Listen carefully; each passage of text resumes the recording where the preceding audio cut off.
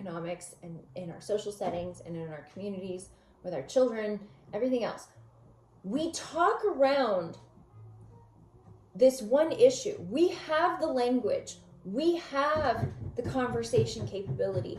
We have even the education models to be able to start having media literacy in mainstream conversation. Like it was a thing like 5 years ago. Like before the pandemic, it was a thing.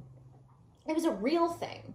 And we have completely disregarded that one thing. So we talk around it in so many different ways, and it degrades the health of every other conversation because of it.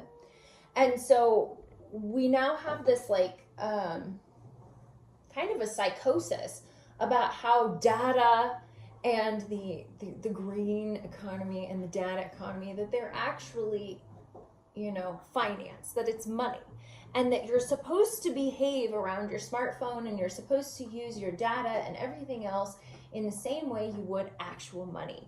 And I think that is a disease. That is a disease.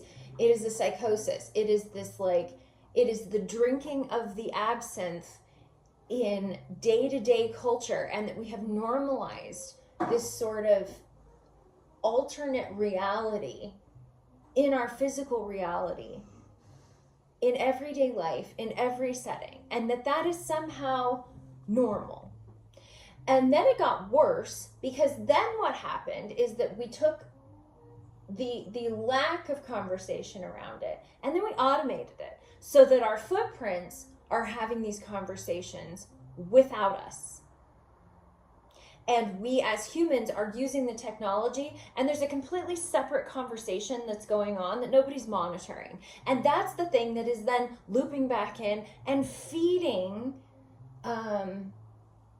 just absolute toxic waste back into the minds of the smart tech users. If there was no loop, it wouldn't be such a big deal, right? But the problem is the loop. So as we are out in society and we are functioning in this sort of haze of drunkenness,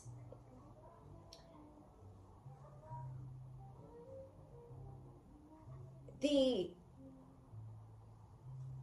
world that's gathering our psychosis is then retooling it and feeding it back to us in this sort of loop of mental illness.